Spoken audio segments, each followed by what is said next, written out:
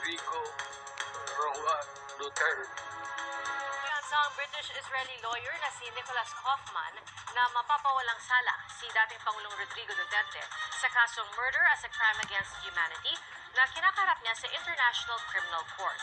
At mula sa the Netherlands, saksila si Marie Zumal. Yes, Pia, kaalis-alis lamang ni Vice President Sara Duterte mula rito sa Scheveningen Prison, kung saan binisita nga niya ang kanyang ama bago mag-alas 2 ng hapon dito nang siya'y dumating. So more or less nasa mahigit isang oras din yung kanyang pagbisita sa kanyang ama, at sinabi nga niya na maayos ang lagay ng kanyang ama.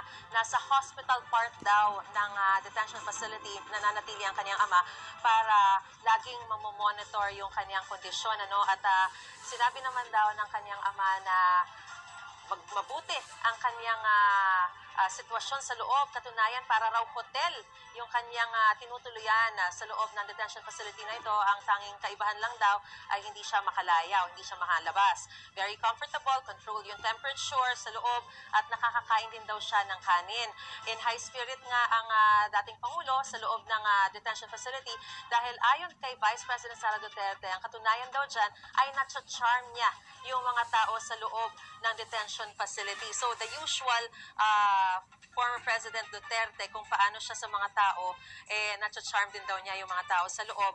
At sinabi rin ng Vice President na pwede raw palang magpadala ng sulat sa detainees, gaya na rin ng kanyang ama na nakatanggap ng sulat mula sa isang Dutch couple. At doon nga ay pinaparating nila doon sa sulat na yun yung kwento rin ng isang saint na taga dito sa Netherlands at nakulong din daw dito sa detention facility na ito, kung saan pareho daw yung sitwasyon na nakaranas daw ng injustice. So, sa ngayon, ang sinabi raw sa kanya ng kanyang ama ay pinauuwi na siya. Pero sabi niya ay inaayos pa raw niya. Bago siya umuwi sa Pilipinas ay gusto niyang ayusin muna ang kanilang defense team. At sa ngayon daw ay bukod sa British-Israeli lawyer na si Attorney Nicholas Kaufman na itinalaga ng kampo ni Duterte na maging counsel niya, ay meron na raw iba pang kinakausap ng mga abogado itong si Vice President Sara Duterte. Katunayan, yung isa sa mga ito ay darating daw dito sa The Hague.